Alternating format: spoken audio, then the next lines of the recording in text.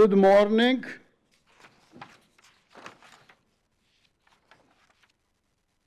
Good morning, students.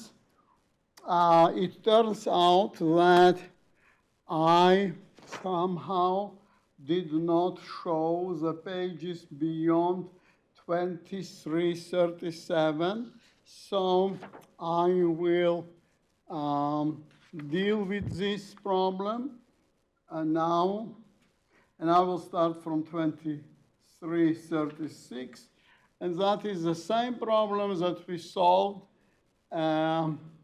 before. For the ductile material now, we will deal with the brittle material. This part, that is for your information, for future, but I will give the simpler approach. I much simplified this approach that they have. Now, the problem is determining the actual safety factor. For the bracket rod shown in figure 5.9, repeated on next page, based on modified Moore theory. So we will not use modified Moore theory, but original Moore theory developed by Otto Moore, famous German engineer.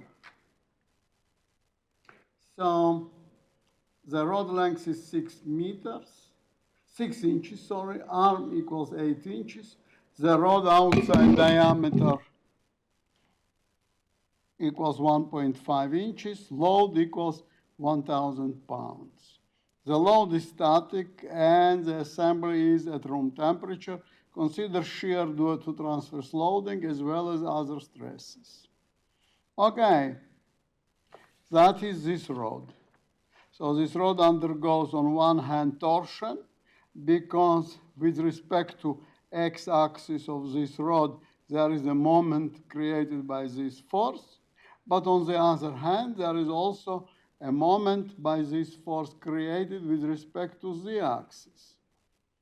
Okay, z-axis. Because this load is considered from point of view of z-axis as if it was here, and then there is a bending moment. So bending stress, normal stresses, okay, in x direction.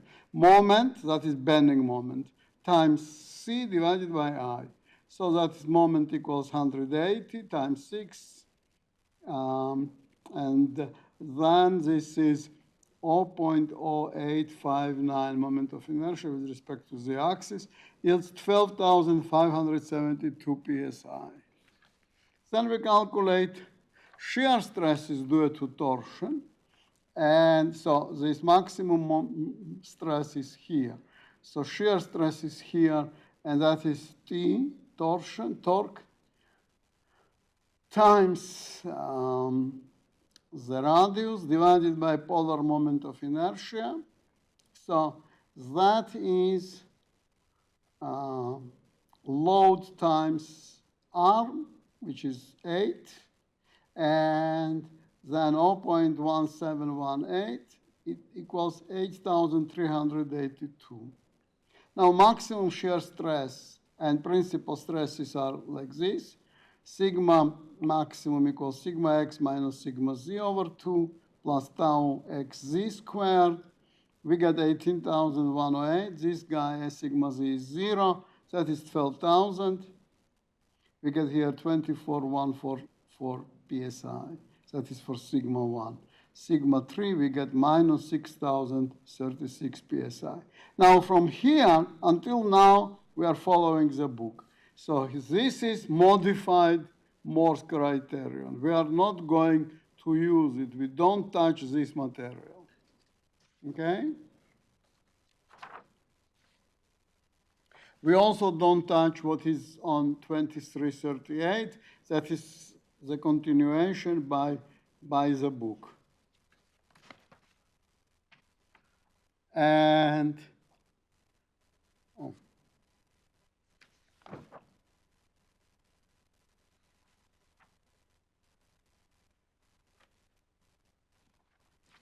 what we do is we calculate sigma equivalent equals sigma 1 minus that is ultimate stress in tension, and that is in compression. This material is brittle.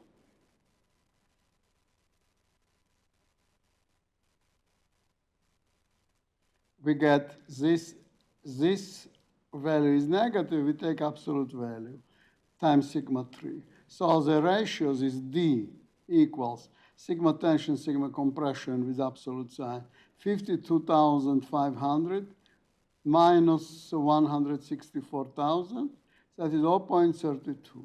So sigma equivalent equals sigma 1 minus 0.32 sigma 3, that equals 24,144 minus 0.32 times minus 6,036 psi equals 26,076 psi. Okay, that is actual. So actual safety factor equals N, that is Norton's notation. Maybe he not denoted it because his last name starts with N. Usually this is denoted, usually denoted by K.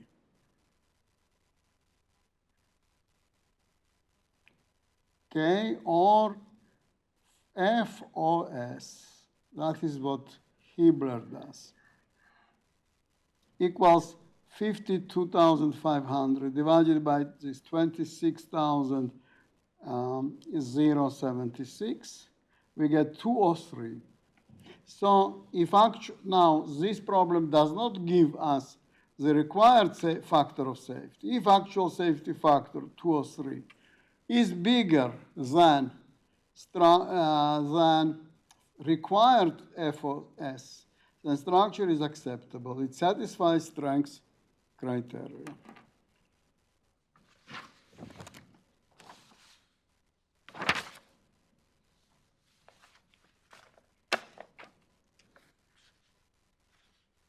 So this completes this chapter on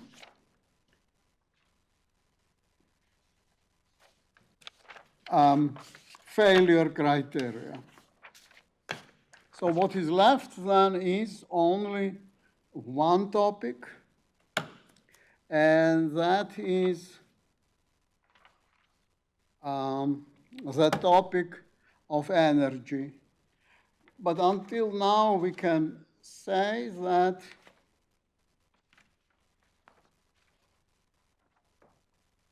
look, please, we used very much, and we are not going to use in last chapter, these differential equations. Mathematician himself, Stuart Young, English mathematician, says the successes of the differential equation paradigm were impressive and extensive. Many problems, including basic and important ones, led to equations that could be solved. That is a book titled, Does God Play Dice? The Mathematics of Chaos. Okay? So mathematics indeed is considered, that is this book. Title, I will give you only a title, by Bell Eric Temple. Mathematics, Queen and Servant of Science. On one hand, it is a queen, as if it's not interested with applications. It is what it is, okay? On the other hand, it is also a servant of science, because we are using mathematics all the time. For us, mathematics is a tool. That is why I placed the paper that I wrote, differential equations of love and love of differential equations, on the canvas. So you can read if you want, and please don't read it now, but read it if you want during summer recess. So now we will deal with, so again, as I said, we covered deflections of beams, statically indeterminate beams. Then we covered static failure theories. Then we covered buckling and stability of intermediate and long columns. Now we will deal with the last topic in this course, and that is energy methods. Okay? that is energy methods. This is, as it were, last tango in intermediate strength of materials course. There was this movie, Last Tango in Paris. This is Last Tango in intermediate strength of materials. Now, here I would say that usually I give assigned projects because in work you will need to learn this material extremely well. So no project will be assigned.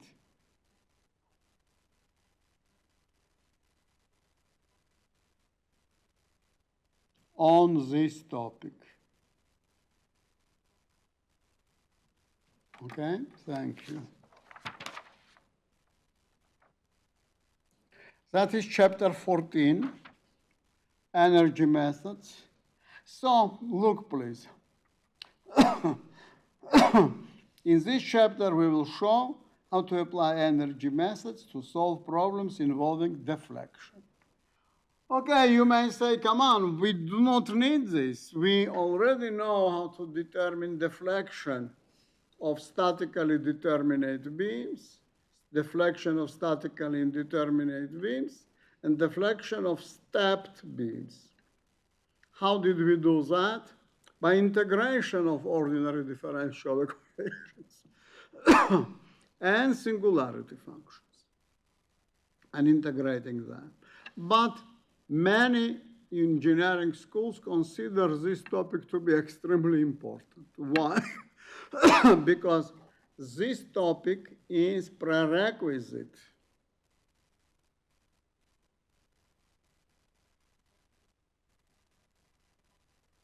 for rigorous finite element methods course. And finite element methods will be drastically often used by engineers in their work.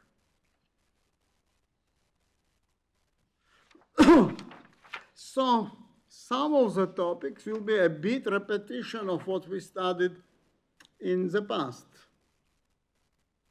So notion, pay attention. Here I will be very much using the book. This topic is written by the book extremely well by Professor Hibbler.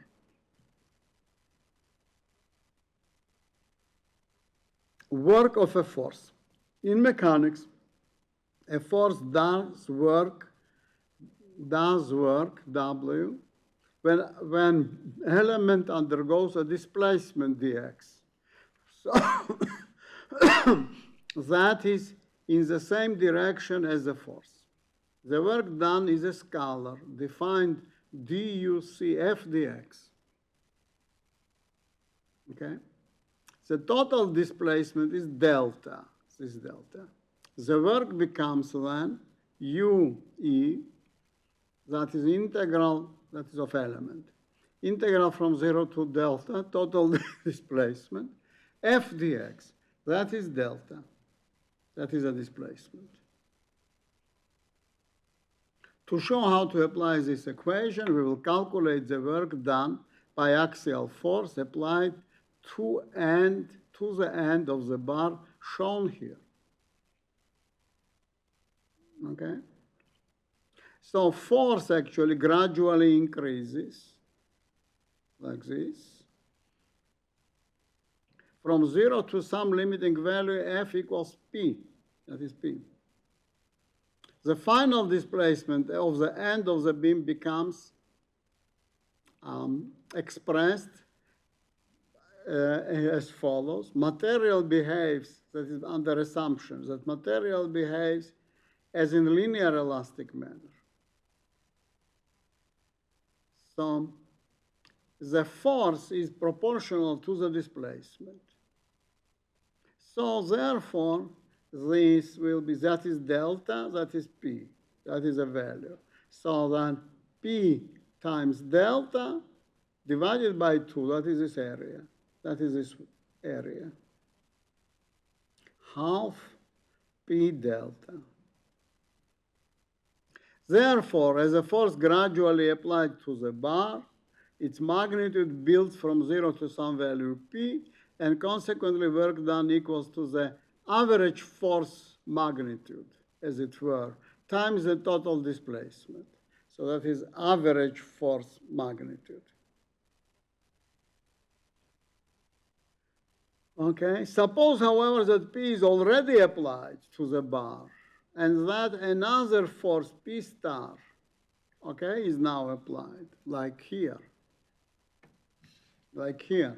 P is applied, and then another force, P star, is applied. P star, this leads to delta prime. Okay? So at the end, the bar is displaced further by amount of delta prime. The work done by P prime is equal to the shaded area.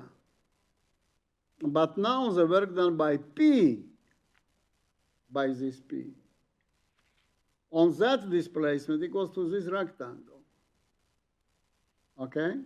That equals P times delta prime. So that is work done by P on delta prime. Here the work represents dark blue shaded rectangular area.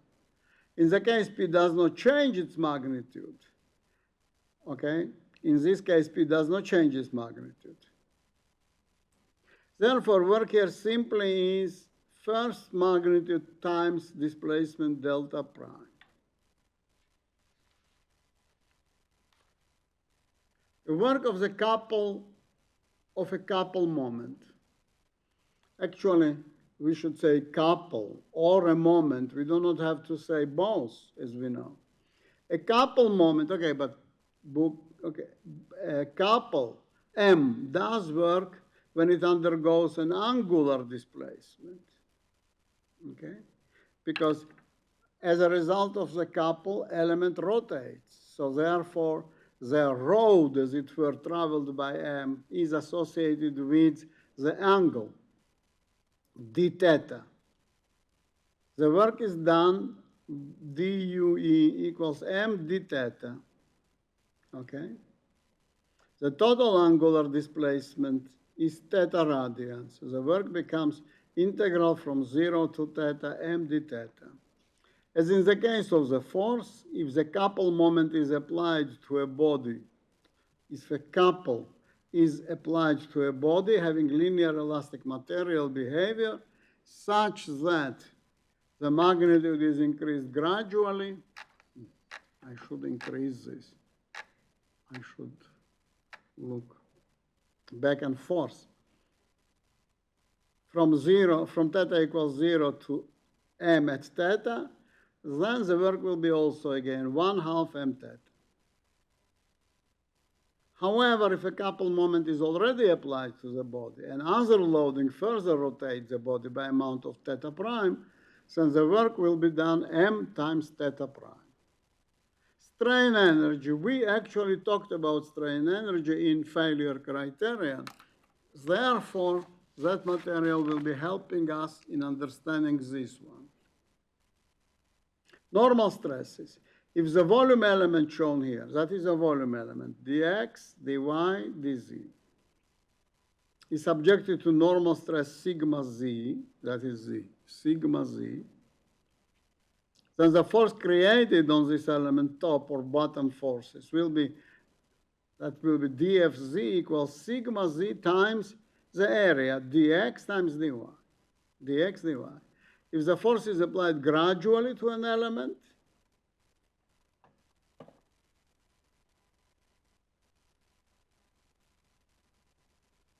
like the force P discussed previously, its magnitude is increased from 0 to dfz, while the element undergoes an elongation delta, d delta z, okay, which is epsilon z times dz. So this force is sigma x dx dy, but it works on dz. If this force is applied gradually to the element, then we are getting 1/2 dfz delta d delta z, 1/2 sigma z dx dy epsilon z dz. But dx dy dz equals dv, element of volume. So we get dui equals 1/2 sigma z epsilon z. Okay, so we we had to develop this in the previous topic. Notice that dui is always positive, even if sigma z is compressive, since sigma z and epsilon z are always in the same direction. Not main in the same direction, but they have the same sign. If sigma z is negative, then epsilon z will be also negative. Always be of the same sign.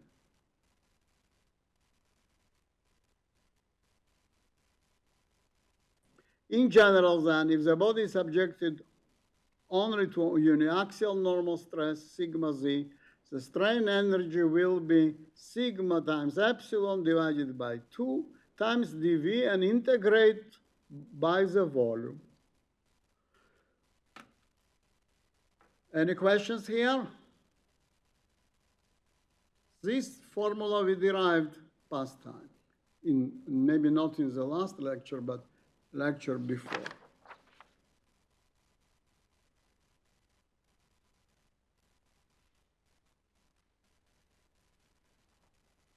We continue.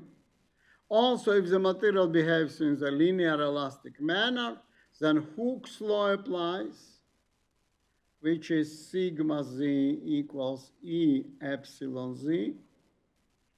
Then epsilon z, instead of sigma z epsilon z over 2, we will have sigma z over 2, and epsilon z equals sigma z over E. So we get sigma squared dv over 2E. 2E. Now what happens with shear stresses? Shear stresses also produce work. And we did not cover this material before because in failure criterion, only principal stresses matter. Because only principal stresses are deciding the behavior of the system. Therefore, we considered only the faces where shear force was 0. Now, we consider the case when shear force is not 0, so there is this tau. Then, by reciprocity theorem that was proved to you by in strengths of materials, there are tau here and tau there. Then there is this deformation, shear deformation, or shear angle gamma. And look, we get dui equals 1/2 tau times dz times dy. Sorry. That is dx, not dz. Dx times dy times tau, that is a force. And gamma times dz, that is z. That is this dz.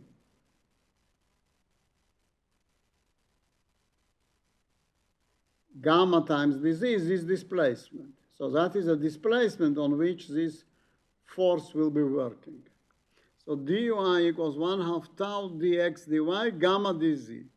But again, we have dx dy dz equals dv. So dui equals 1/2 tau gamma dv. Gamma is a displacement due to shear. Strain energy then equals tau gamma over 2 dv. Now we can also use Hooke's law.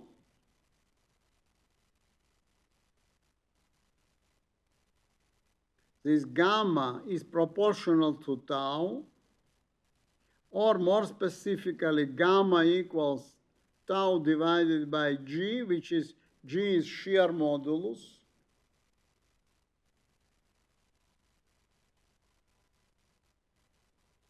Okay?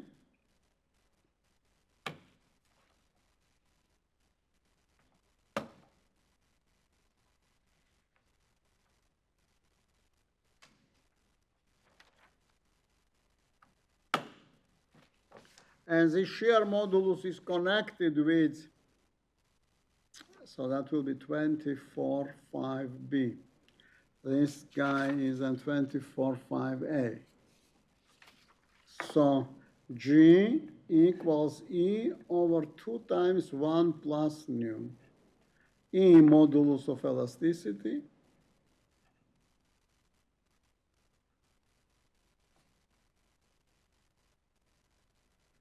Nu Poisson's ratio.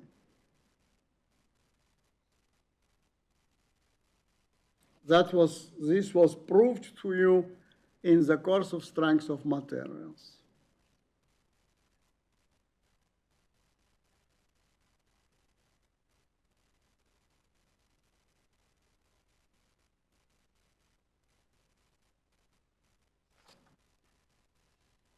Then we will get, instead of gamma, I will substitute tau over G, so tau squared 2G dV.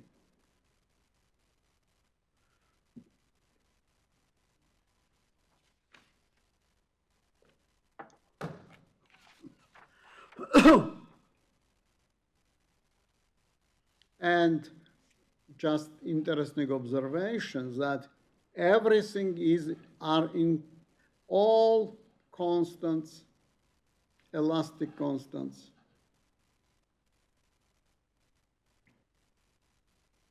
are interconnected. E, G, and nu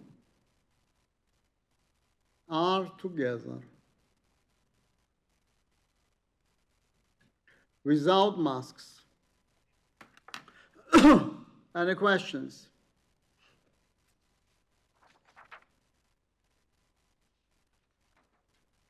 Okay, then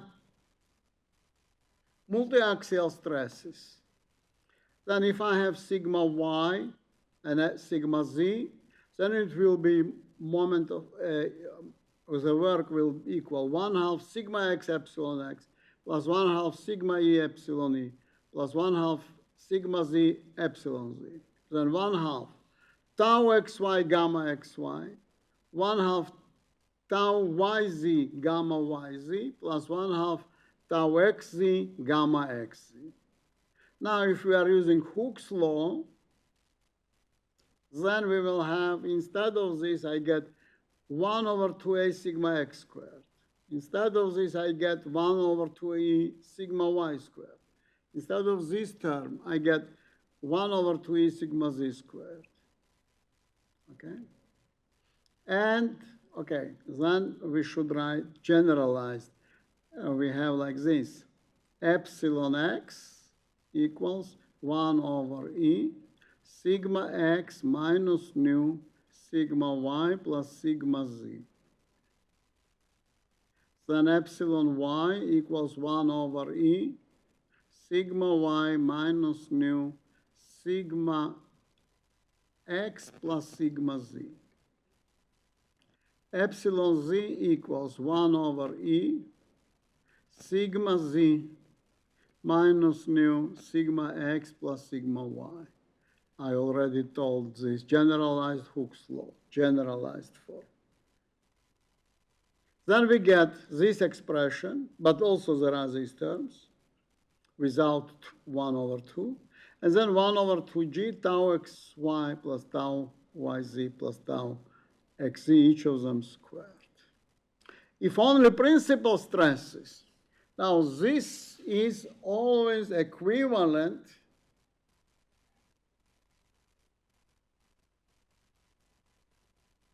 to the situation that there is only principal stresses. We showed. We remember how we do it. We have sigma x minus sigma, and then tau yx, then will be sigma y minus sigma, then tau zx, tau zy, then sigma z minus sigma, and that is symmetric. That we solve. And then we get 3 sigmas, sigma 1, sigma 2, sigma 3. And we get this expression. So this term will fall out, and instead of sigma x will be sigma y, sigma 1, sigma 2, sigma 3. That is this final expression. Any questions? If you have any questions, please don't hesitate to ask me. That is why I'm here, and also in my office or at home. Now we continue. Elastic strain energy for various types of loading. Okay, axial loading. Okay, we know that in axial loading, then sigma equals axial force divided by area. So then this expression immediately comes into n squared over a squared. So n squared over 2e squared dv. Okay? Now if we choose differential slice, dv, that is a differential slice. Having volume, dv equals a dx, that is this a dx, a dx. Then we will have, instead of dv, we will have a dx, and a, and that a is there will cancel, will be n squared 2ae dx. If n is constant, if n is constant, a is constant, e is constant. Means that that is the element, there are no additional forces. Cross-sectional area does not change. Modulus of elasticity does not change. It is the same material. Then ui equals, then n squared can be taken out, 2ae can be taken out, and dx integrated from 0 to L, where L is a length, gives me L. So strain energy increases if length is increases. Okay? Or if modulus of elasticity or cross-sectional area are decreased. Any questions?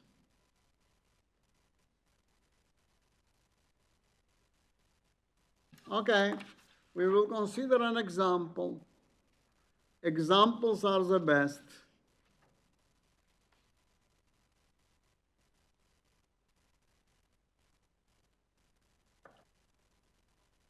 (14.1). One of the two high-strength steel bolts, A and B, are shown. They are to be chosen to support a sudden tensile loading. For the choice, it is necessary to determine greatest amount of elastic strain energy that each bolt can absorb. That is why we need energy. Elastic energy that each bolt can absorb. Bolt A has a diameter of 0.875 inches. For 2 inches of its length, that is length. And root or smallest diameter of 0. That is this root. Smallest one. Okay, because that goes like this. And then this. And then this. And then this. Within the of its length. Bolt B has upset threads such that the diameter throughout is 2.25 inches. Length can be taken 0.731, that is the same as here. Take E, material equals 29,000 KSI. Sigma Y equals 44 KSI. Okay, if the bolt is subjected to maximum tension, the maximum stress of sigma y equals 44 KSI will occur. within this 0.25 inch region. Okay, that is this 0. Pay attention. Here there is, as you see from, you cannot see because I put it up too much. And I will increase this. Oh, sorry. I will increase the picture. Okay? That is how it looks.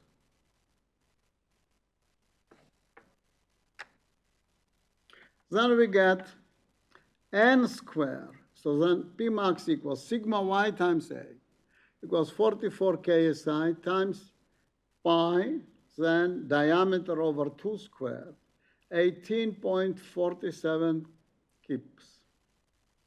Applying this formula, we get then n squared, 1847 squared times L, 2 inches, 2 times pi over 0.875 inches divided by 2, diameter over 2 squared, and then E, 29,000 KSI. Okay, this gives me 0.0231 inches by kip. Now bolt B. Here the bolt assumed to have uniform diameter 0.731 throughout its 2.25 inch length. Okay, P maximum we already calculated. That means equals 1847 kip squared, 225, 2 times pi, 0.731 inches over 2 squared, 29,000 equals 0.0315. Okay, bolt B can absorb more energy. By comparison, bolt B can absorb 36% more elastic energy than bolt A. That means 0.0315 minus 0.0231 divided by 0.0231 times 100%. That is approximately 136%. Okay, or 36% more elastic energy than bolt A, because it has a smaller cross-section along its shank. Okay, so that area is shrunk. Any questions?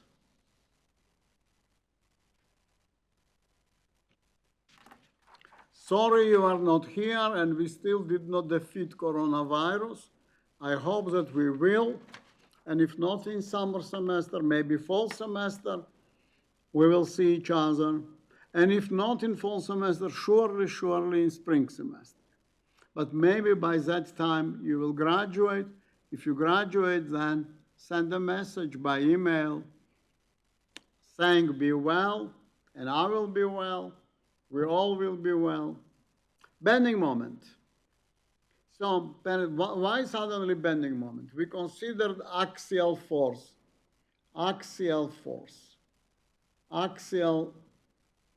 deformation. Now bending moment.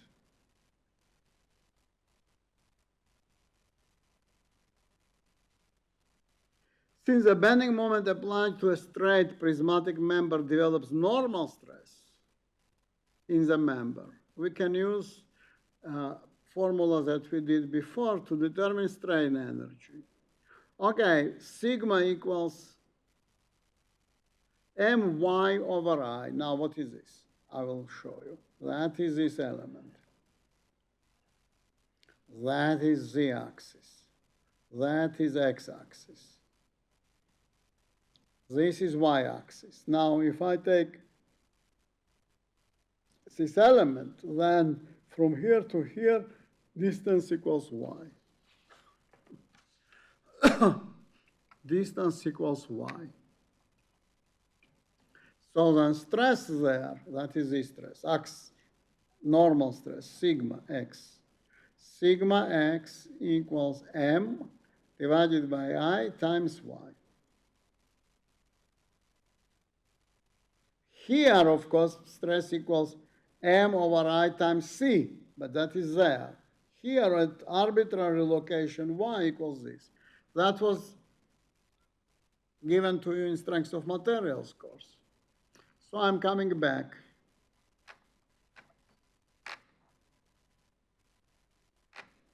So sigma squared over 2e dv, then will be sigma y over I squared over 1 over 2e, dA dx. Now I get an m squared, 2ai, and then there is y squared. But this is bending, that is a moment of inertia with respect to z-axis. So that is I. So I and I squared will cancel each other and stay only I. So that is IZ. So that is a final expression. To evaluate strain energy, we must first express the internal moment as a function of its position, x along the beam. That is this diagram of, of MZ that you did in statics and you did also in my course. Okay? So that is this moment, and that is this y, that is sigma. Any questions? So we will consider an example. That is this cantilever beam, length L, that is W, that is distributed load.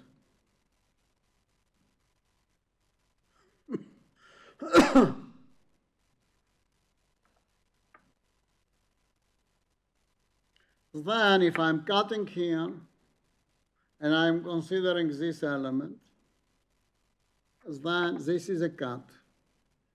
In this cut, there is shear force and bending moment. Okay, so this shear force is positive, this bending moment is positive. We are positive people.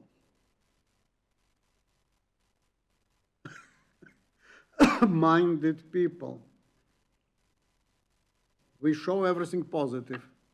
If something is negative, then we will see. If moment will be negative, then we will write down.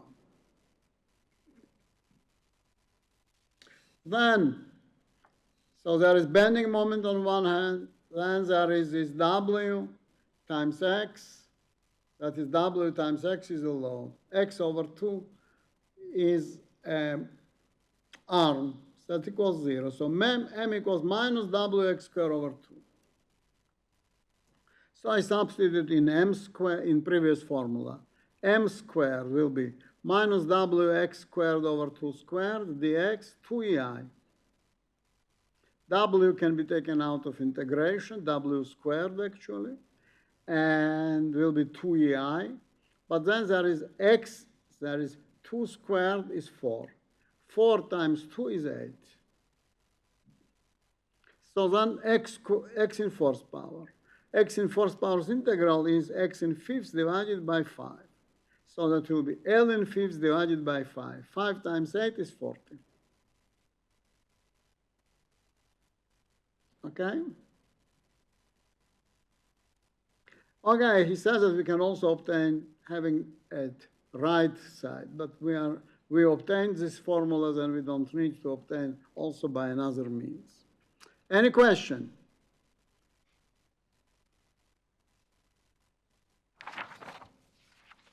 We continue. I'm giving you all examples. Why? Because we would like you to learn it well. Determining the bending strain energy in region AB, that is A and that is B, of the beam shown in this figure. So that is this beam with overhang.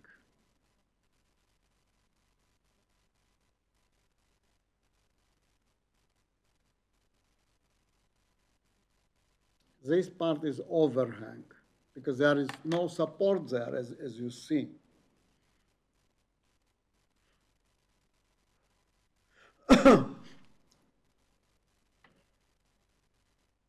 Free body diagram, I should apply the reactions.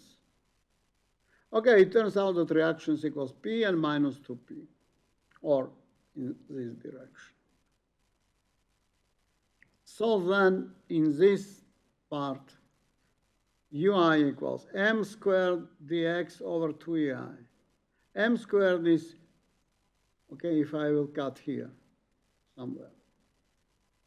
It's a pity he does not show this cut, because student looks and does not understand why suddenly this element is there. She should show the cut. So m1, moment equals minus p times x, x1. Okay, will be minus px1 squared dx, because p squared L cubed over 6ei.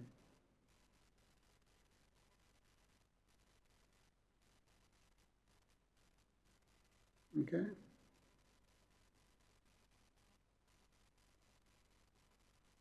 Any questions? So that is that we are done. We don't need all of this.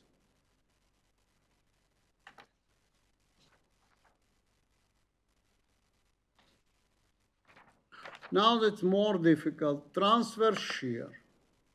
So what happens with, so we did already, we did study.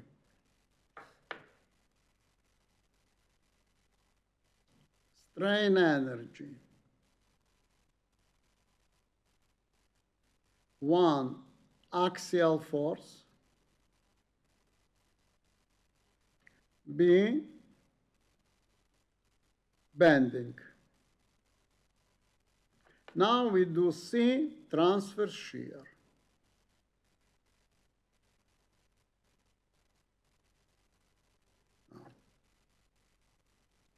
Just for you to understand, where are we going? We would like to cover all possible deformations and obtain strain energy for all possible deformations.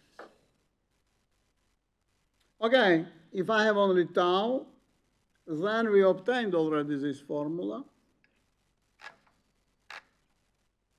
That is tau squared over 2g dv. That's 1 over 2g, and this is formula for tau. Okay? I will write it down separately.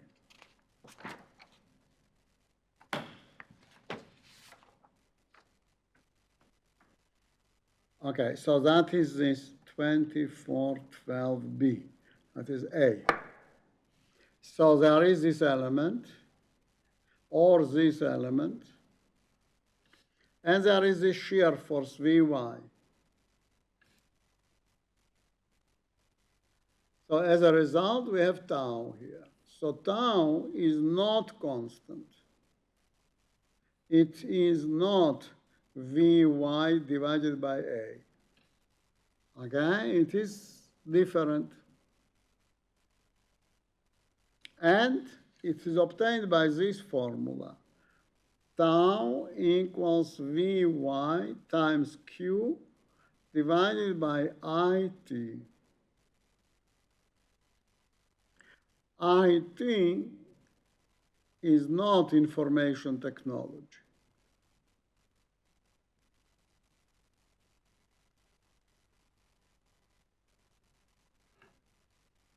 Okay? Now, this is moment of inertia.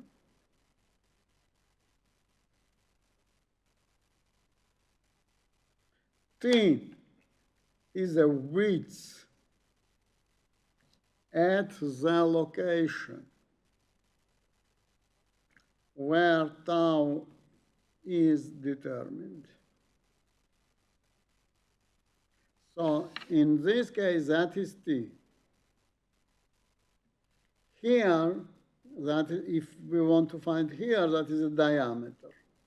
T equals D. But if here, then it is that T is, that is Y. That T, that is this T.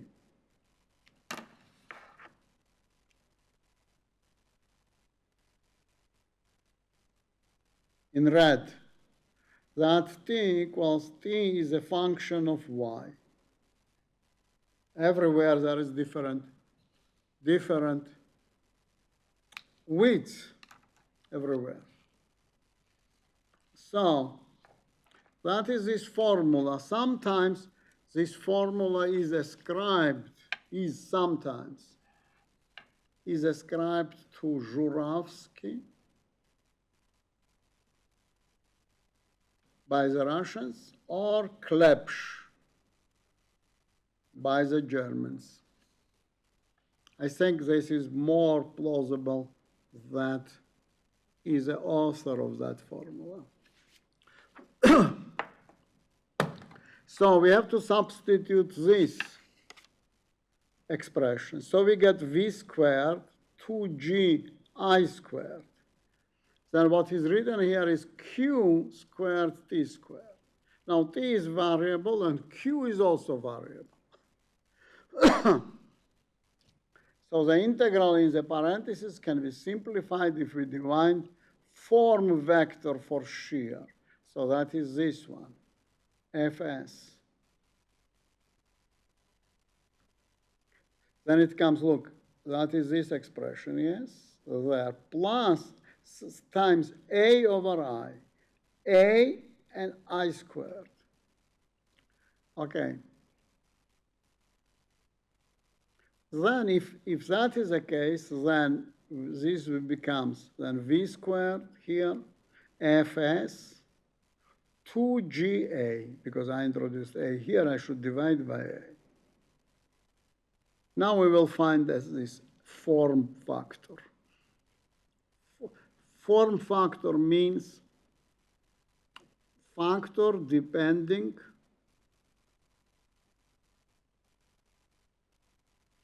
on the form of the cross-section.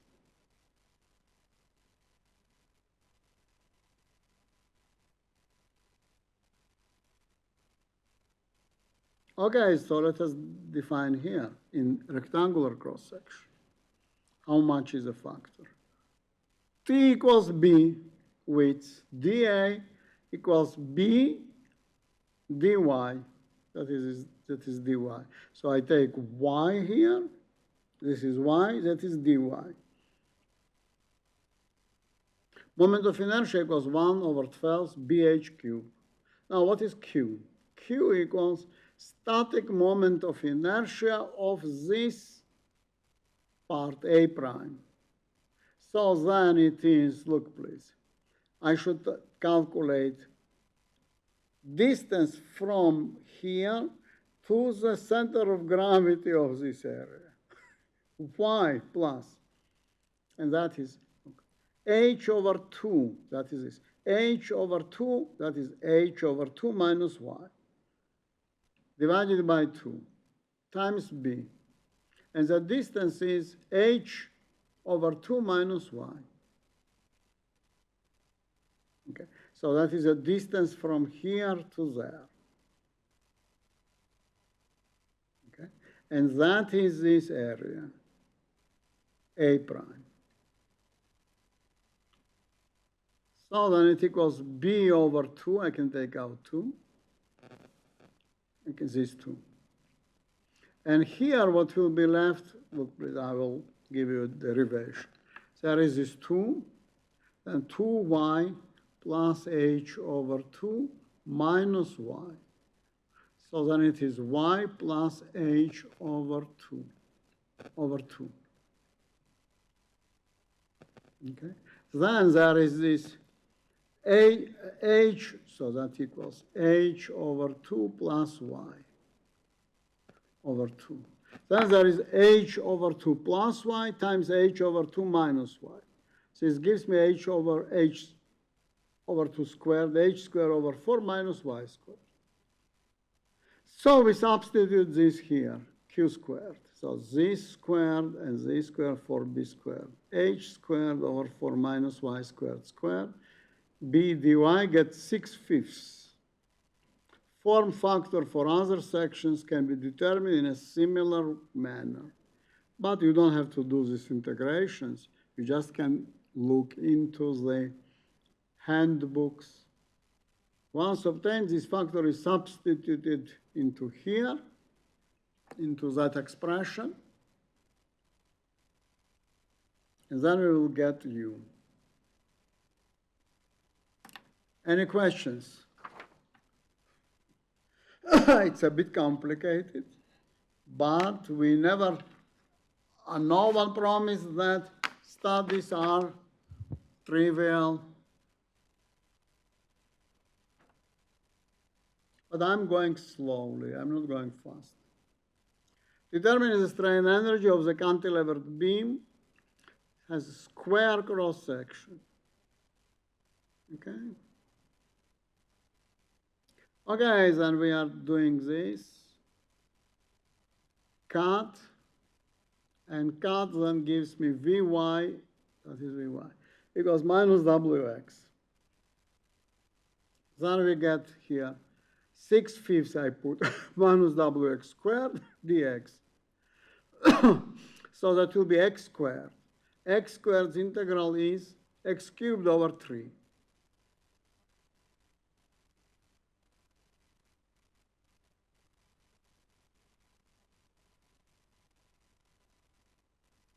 Oh, okay, so 6/5 over 2 will be 3/5. W squared GA, and then x squared over dx, x squared dx. So then x cubed over 3, then 3 will be gone, will be W squared L cubed 5GA. Okay? That is this final expression. We need this final expression, we don't need this parts. Any question? So I did not number this page, 1213. No, 2413. Not 12. Lecture 12 we had already long time ago. 2413. Now will be 2414. So we did, look please, axial load, axial loading, then bending, then transverse shear. Now torsion. A, B, C, D. Now we deal with this. Torsional moment. Okay, torsional moment also leads to shear stress. Shear stress tau equals T over polar moment of inertia times rho. Okay, I will give you a bigger picture than here.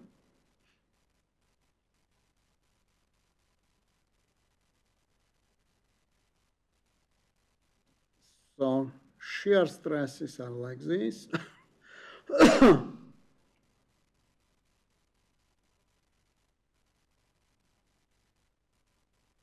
And here at a distance of rho, that is this rho.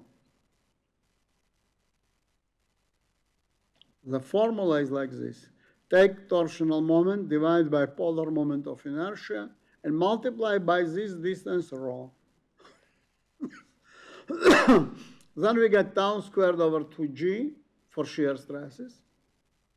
Because 1 over 2g, T rho over j squared, dA.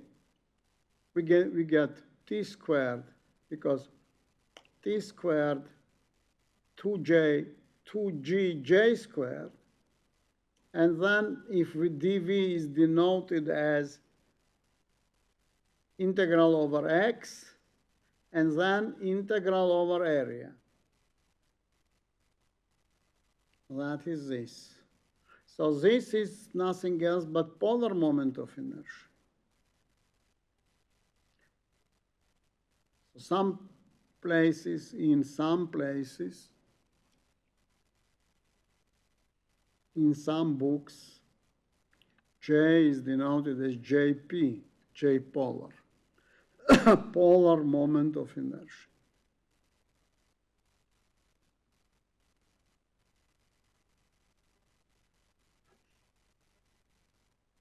Then this j and this j squared, they will cancel partially. We get just j. Ui equals t squared over 2gj.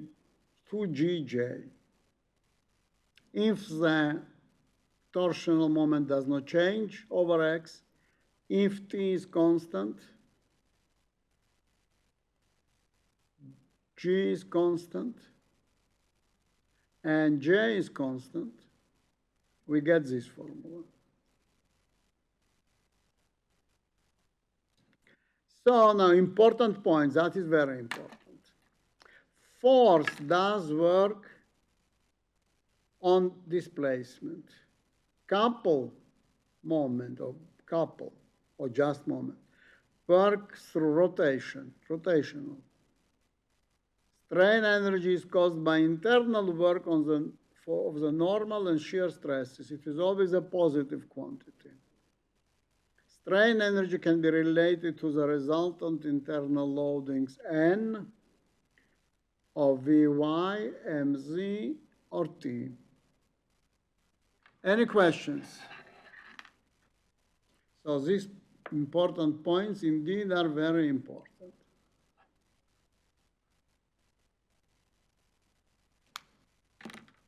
Any question?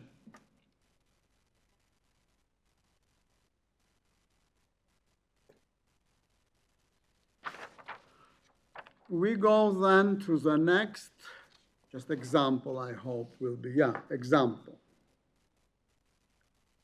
Tubular means not circular but with hole. That is tubular shaft. Now there is this torsional torque, 40 newtons over times meter, and here is 55 newtons times meter. Okay, if we are cutting here, then here T equals 40. Now, polar moment of inertia.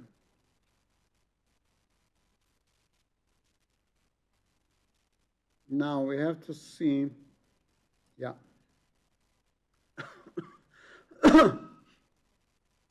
okay. Polar moment of inertia equals rho squared dA. That is A. So, look please, I will denote for circular cross-section first. Now that is this, so we take point, and there is this rho. But rho equals, that is x, this is y.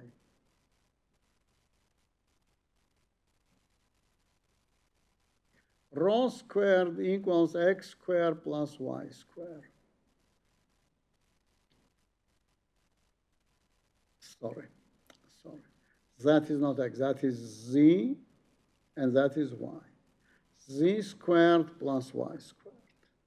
So therefore, polar moment of inertia equals z squared plus y squared dA. Then it equals z squared dA plus y squared dA. That equals moment of inertia with respect to y-axis. This equals moment of inertia with respect to z-axis. So for the circle, polar moment of inertia equals that. Iy plus Iz.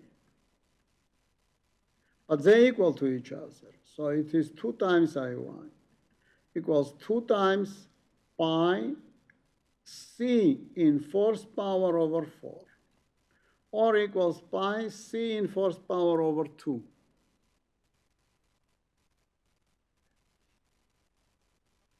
So now if it is a tubular cross-section, then it is outer, so that is polar moment of inertia equals polar moment of inertia of the full circle of outer radius and minus polar moment of inertia of the full circle within the radius. Okay, so it's pi over 2, then radius in force power minus another radius in force power. Okay, so everything is understandable and easily explainable. Then we get, here we get 36.3, 10 in minus 6 meter in force power. Then we apply the formula that we derived before. And then we will get, for the first part, 14 Newton meter times 0.75 meters divided by 2 G, 75, 10 in power 9 Newton over meter squared. I, 3630, 10 in minus 6 meter in force power. In the other part, here, torsional torque equals 15. That is 40, that is 55. So here, torque equals 15 Newton times meter. 15, and then the length, and then the same denominator. Any questions?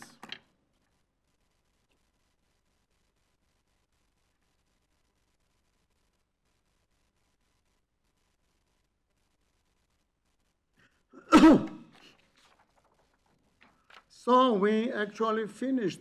There are 4 possible ways of work. Work conducted by axial force, bending moment, then transfer shear and torque. There is no other things. Conservation of energy. All energy methods in mechanics are based on balance of energy, often referred as conservation of energy.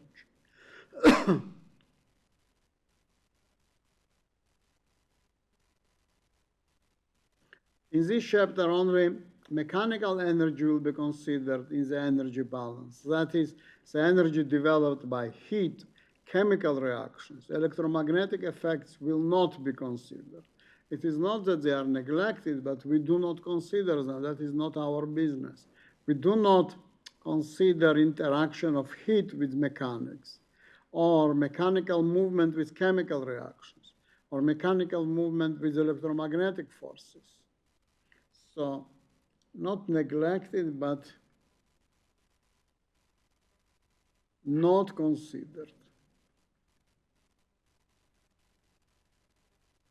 Which means as if they are neglected. As a result, if a loading is applied slowly to a body, often effects then physically the external loads tend to deform the body so that loads to external work as they are displaced. This internal work in the body is transformed into internal work. This external work is transformed into internal work or strain energy. So we do the work and system absorbs energy. This is like clock problem, which is stored in the body. Furthermore, often the loads are removed, then strain energy restores the body back to its original undeformed position, provided the material elastic limit is not exceeded. So that means that we are working in this, we are working here.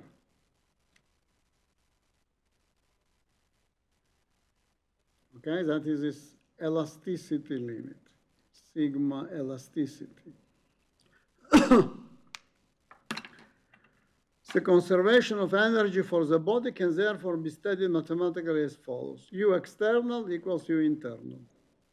We'll now show these 3 examples on how this equation can be applied to determine the displacement. Suddenly, out of the blue, we talk about displacement. Why displacement we can find? Because this energy is dependent upon a displacement.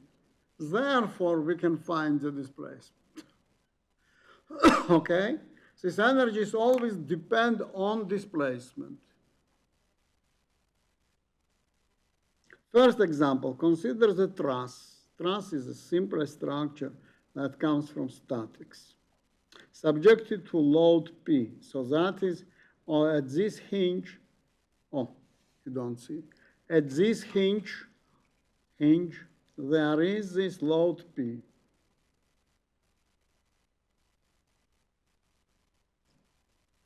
Provided P is applied gradually, the external work done by P is determined from equation that is U external equals 1/2 P displacement. So this hinge displaces to here, that is delta. Then external load will be 1/2 P displacement. This equals sum of all energies. Strain energy in this member equals this, and sum of all members equals this. So 1/2 P delta equals sum of the energies in 1, 2, 3, 4, 5, 6, 7, 8, 9 members. 9 bars or 9 rods or 9 members.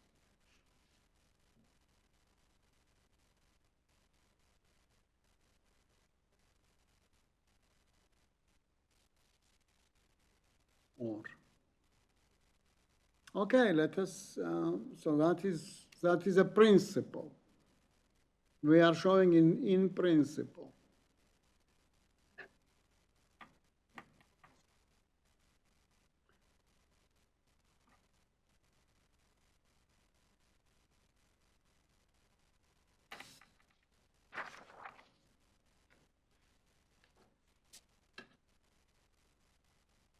Okay, beam.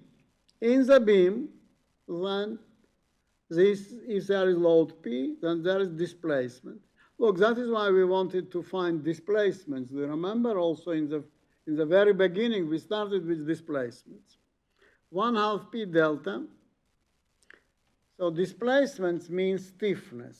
Is it right? Displacement is associated with stiffness calculations.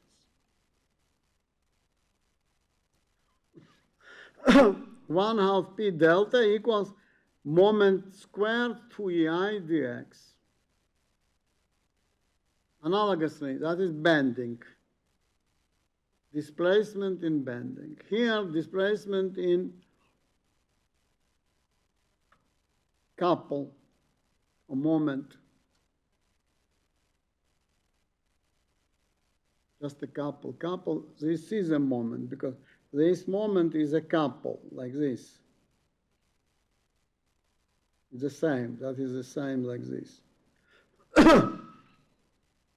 So, pay attention, at this moment there is this slope. This slope is denoted as theta. So the work by that moment equals 1/2 m0 theta equals all bending moment. So that is like external work. That is internal things. M squared 2EI dx.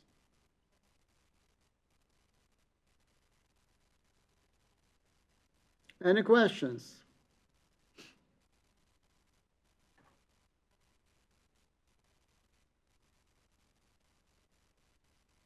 So we will just say, in each of these examples, it should be noted that application is quite limited.